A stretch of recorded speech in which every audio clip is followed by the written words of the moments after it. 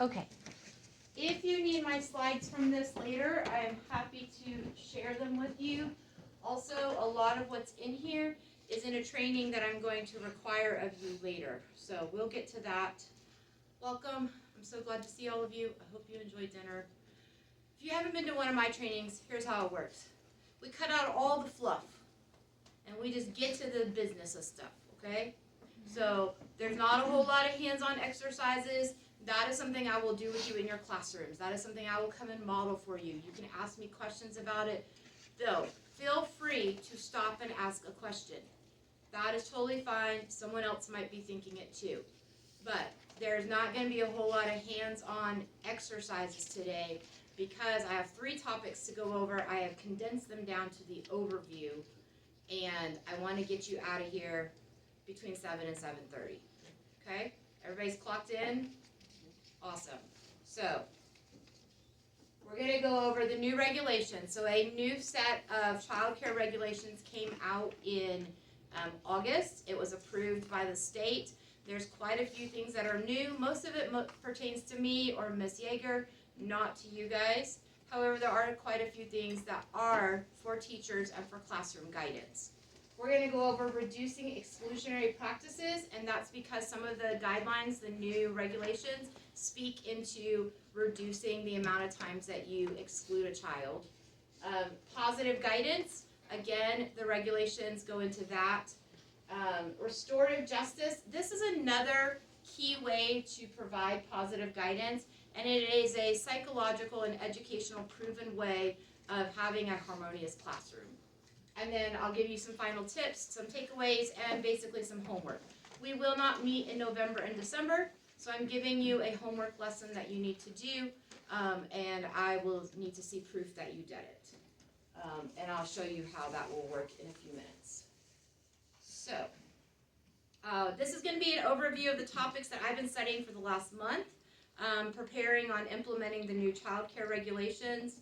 I have taken, I would say in the last month, 12 credit hours of training to prepare for this 1.5 hour. So I am literally giving you the synopsis, the tiny, tiny cliff notes. So, this is the old verbiage. You'll note that there are 4 items regarding discipline and guidance in Part A. One is that we define and maintain consistent and reasonable guidelines and limitations of an enrolled child, teach, model, and encourage orderly conduct, personal control, and age-appropriate behavior, explain to an enrolled child why a particular behavior is not allowed, suggest an alternative, assist the enrolled child to become engaged in an alternative activity, and after determining that an enrolled child's behavior may result in harm to self or others, holds the enrolled child until the enrolled child regains control or composure. That is all they gave us for the last 10 years. This had not been updated since I think 2014. Okay? Here's the new list. Notice they changed it to positive discipline and guidance. A staff member will provide guidance to help children respond to difficult situations, to develop self-regulation, children to receive adult support that is individual to the child and adapts as the child develops internal controls. This process should include. So, this is an individualized plan. We cannot have a one-size-fits-all for our classrooms. Forming a positive relationship, that is the number one thing that they want us to do. Because all the other things will go better if we have a positive relationship with each and every child. And that includes spending time talking to them, listening to them, following their lead, playing with them, and responding to the child's needs. Then they want us to base expectations on child's developmental level. That is not chronological level. So even if you have a 3-year-old or a 4-year-old that chronologically should be able to do these things, if they are not able to do or recognize or behave in a way that other 3- and 4-year-olds are behaving, what you do needs to be based on their developmental needs, their developmental level, not their chronological level. You need to be proactive in teaching and supporting children in learning simple rules. So that means not just having the rules posted, but going through those rules on a daily basis, a weekly basis. Really be proactive in how we have rules. Now, when we get to restorative justice, one of the things that they encourage is having the children help make the rules, except they're not called rules, they're called the standards or the norms. This is what is normal in our classroom. It still looks a little bit like rules, but it can take on a different picture when it comes from the children's perspective. I am not by any means saying, let the children rule your classroom. What I am saying is we want to guide them towards independence. That's our role as educators. And we can guide them even at this age to think critically about what hurts our friends and what helps our friends. Modify the learning and the play environment to support the child's appropriate behavior.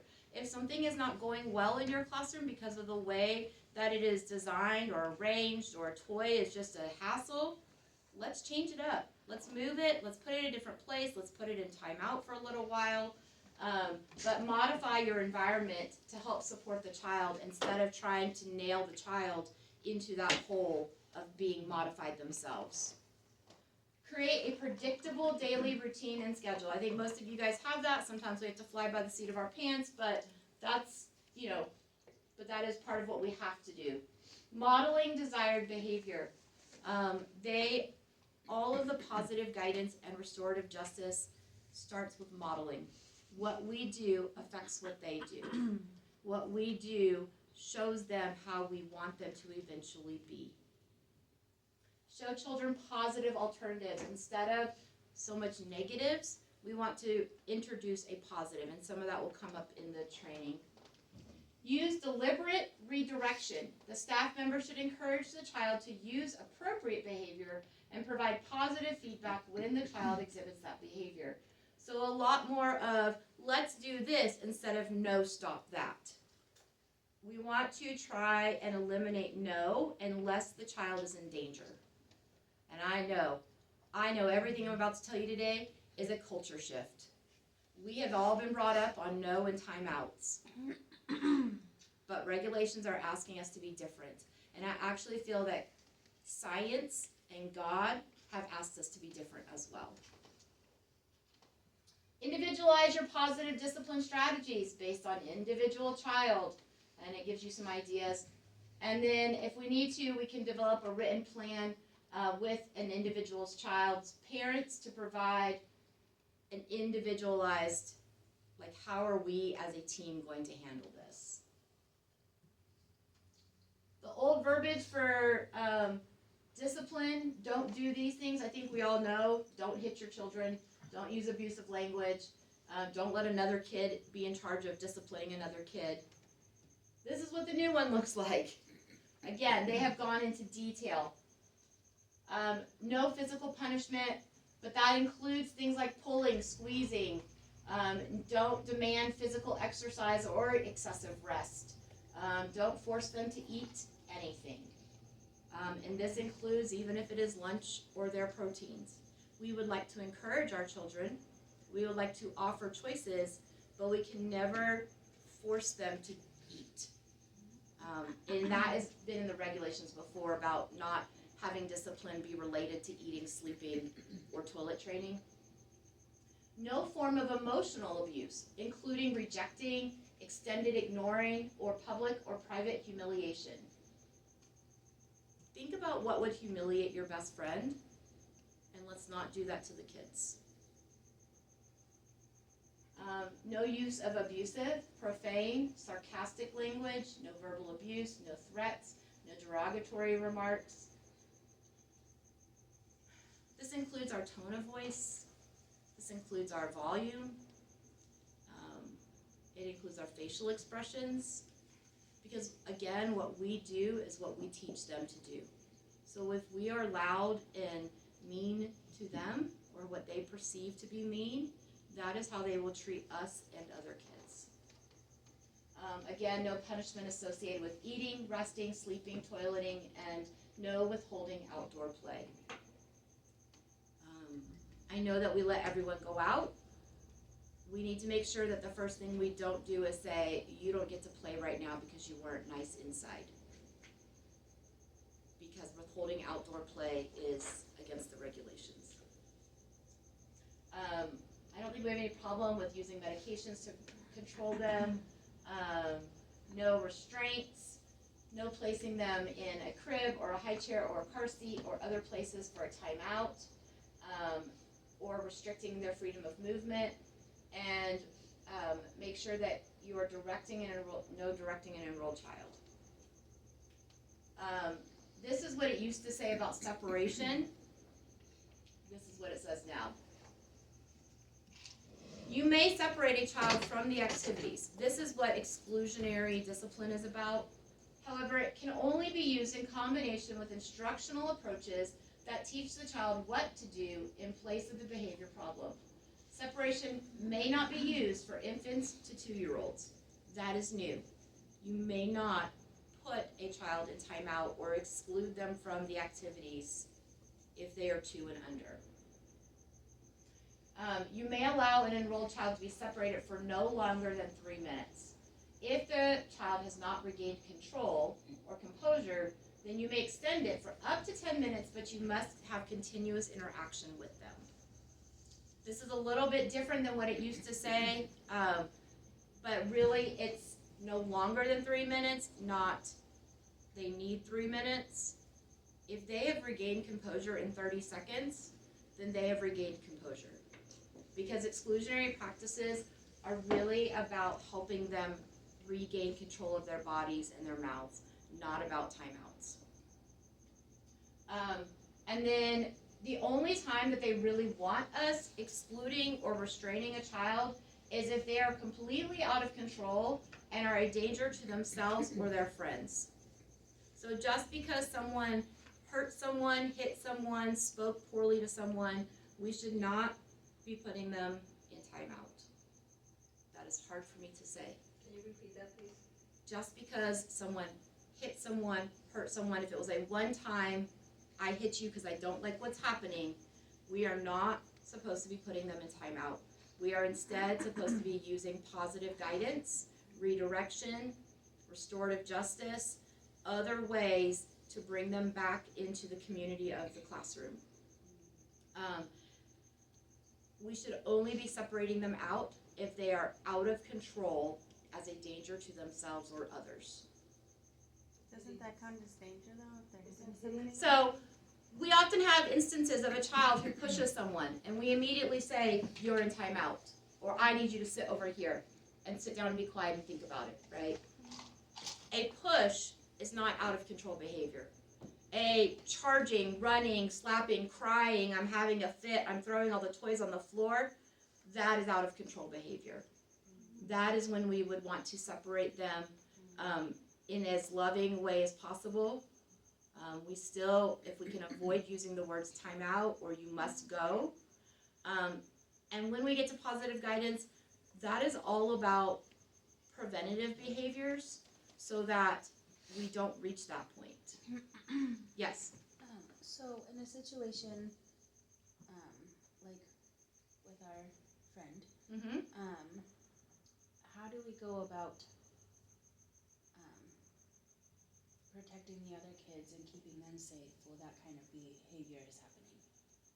Right. So if you have a child who is being one-time aggressive, we're going to redirect them. We're going to help them make other choices, especially if they're 2 and under, because 2 and under, it's considered developmentally appropriate. Right. If we have a continuous or epic series of things happening, then we need to come up with an individualized plan with the parents involved. Okay. So So there is always the option to give a choice, and we're going to go over that in positive guidance, but the choice can be, I see that you're struggling to stay in control of your body, so we always want to acknowledge the child, acknowledge their feelings, acknowledge what we see is happening, and then offer a choice. Would you like to go hang out in the Calm Down Center? Would you like to sit with me for some hugs and snuggles? Would you like to play with your friends without hurting them? Right? I wouldn't give 3 choices. 2 acceptable choices. But the acceptable choice can be, would you like to go to Calm Down Center? But we are no longer supposed to be putting a child in Calm Down Center. because that's just another word for timeout. Okay? I know. I knew you guys weren't going to like this meeting. I'm sorry. We got to do it though, and we're going to work on it together. It is going to take practice. All right? And then we need to have some written policies and procedures on physical restraint for protecting children. We don't have that right now. I will be working on that. What I recommend is what's called a basket hold, where you sit on the floor, they sit in your lap, and you hug around their bodies. Whether them facing you or facing out, depending on what kind of behaviors they're having. This does two things. One, it helps them regulate, because I'm expecting you to also be taking some deep breaths, to have a calming voice. If you can't do it, call me. Call one of your coworkers. But we want to bring them back into control. And then we want to reach some of the other goals that we have with restorative justice. Off their legs. So the basket hold includes, if they are squirming, then when you go to sit crisscross, you crisscross over them. But we never want this to be painful to them. We want it to be only as much pressure as it takes to help them regulate. Okay? So, we're going to dive into reducing exclusionary practices.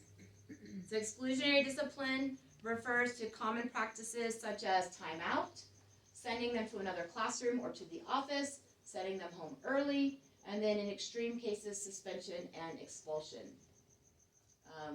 When we are proactive or positive, then we help prevent the behavior. When discipline is only reactive and responds to misbehavior, it is just punishing them for what they have done wrong. And that punishment sometimes includes removing them from the learning environment. I think I have an extra note on here.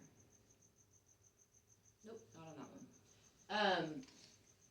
We want to reduce the number of times we remove them from the learning environment. And in preschool, social time is still the learning environment. Playtime in centers is still the learning environment. So we want to reduce the number of times we remove them from their social and academic interactions. Any punishment that removes them is called exclusionary. And students who experience this kind of discipline are sometimes considered pushed out of school because they are prevented from getting the education they need. And it creates this cycle. They should be engaged in learning how to be social, but we are removing them from the situation because they are not being social correctly, which then they miss out on the opportunity to be engaged in learning how to be social. They come back and they repeat the offense. And it just creates this cycle because they're not spending enough time in the learning environment.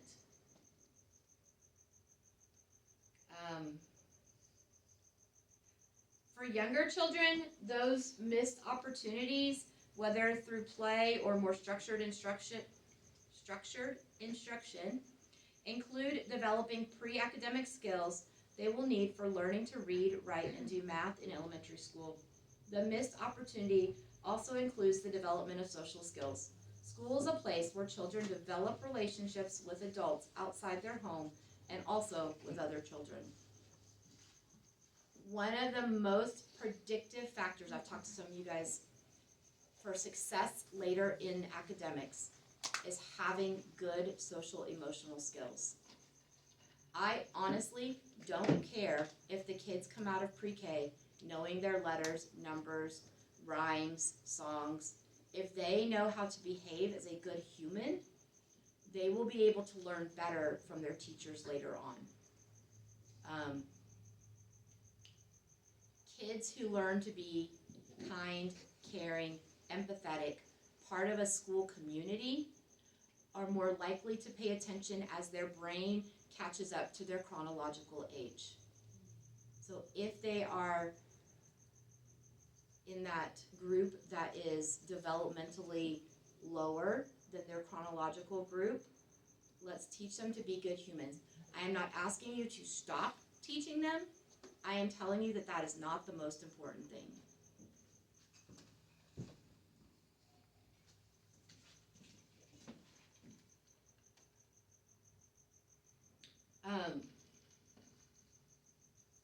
about the research, I want to read you 2 sentences. The goal of every early childhood educator should be to build strong relationships with children and to inspire children's love of learning and the environments in which that learning takes place.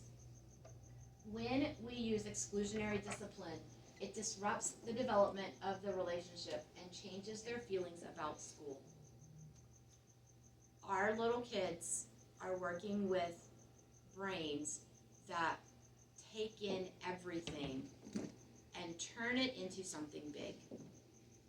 And when they are put in time out, when they are scolded, when they are,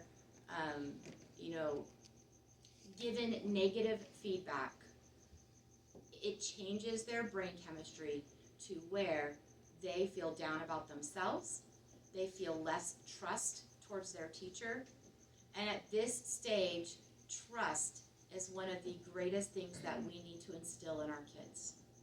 They need to trust us. And that is gone into in greater detail in the course that I'm going to ask you to take, so I'm not going to harp on that. But I do want you to know that the connection between exclusionary discipline and later arrest, sometimes resulting from the school having to call the police, has been linked to the incarceration rate in many studies. And research has shown that the connection applies even to preschool suspensions and expulsions, not just elementary and secondary discipline.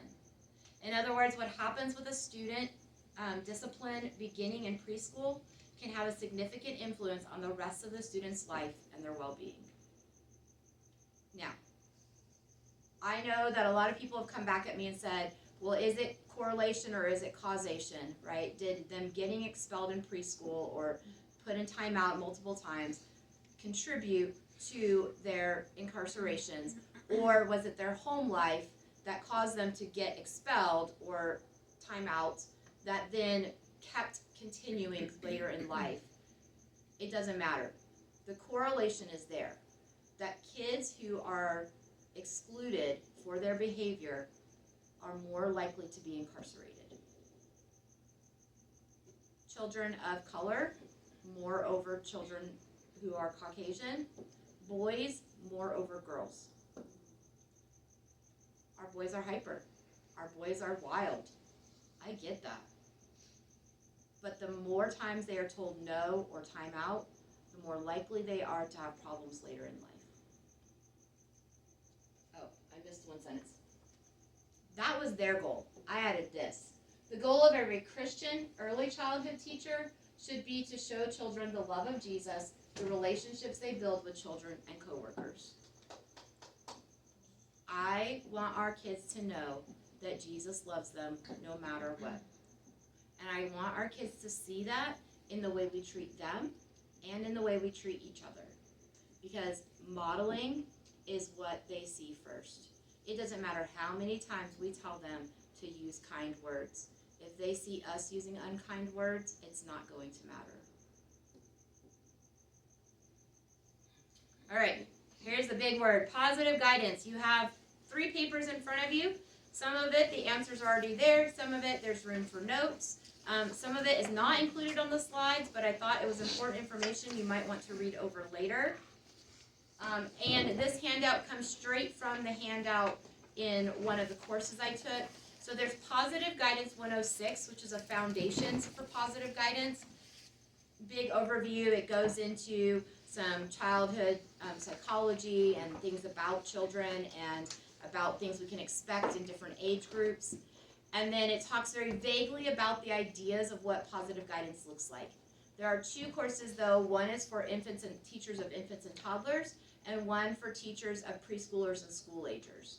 And that is what I'm going to ask you to take, the one that applies to the age group you are with. We are going to watch a video. This says the 5 criteria for positive discipline. Later, it talks about the fact that discipline and guidance have become almost interchangeable, but guidance has more of a connotation of we are there to help them make good decisions, to help them see what they are doing is hurting other people, and to give them a guide through life rather than punishment. Discipline sounds like punishment. Guidance is a different word. Hi, this is Jane Nelson, and welcome to Positive Discipline, where you're going to learn hundreds of non-punitive parenting tools. Just kidding, it's only 5 minutes. Many parents think that when we say don't use punishment, that means being permissive. And permissiveness is not healthy for children any more than punishment is. In fact, wouldn't you be willing to give up punishment and permissiveness if you knew there were many other methods and tools you could use that would help your children learn self-discipline, responsibility, cooperation, and problem-solving skills? Let me share with you the 5 criteria for positive discipline. Number 1 is that it's both kind and firm at the same time. When you're kind, that's very respectful to children, and when you're firm, that's respectful to the needs of the situation. If you're being too kind without being firm, you're probably being too permissive. And if you're being firm without being kind, you're probably being too controlling and disrespectful. Criteria number 2 is to help children feel a sense of belonging and significance. Belonging and significance is the primary goal of all people, and especially children.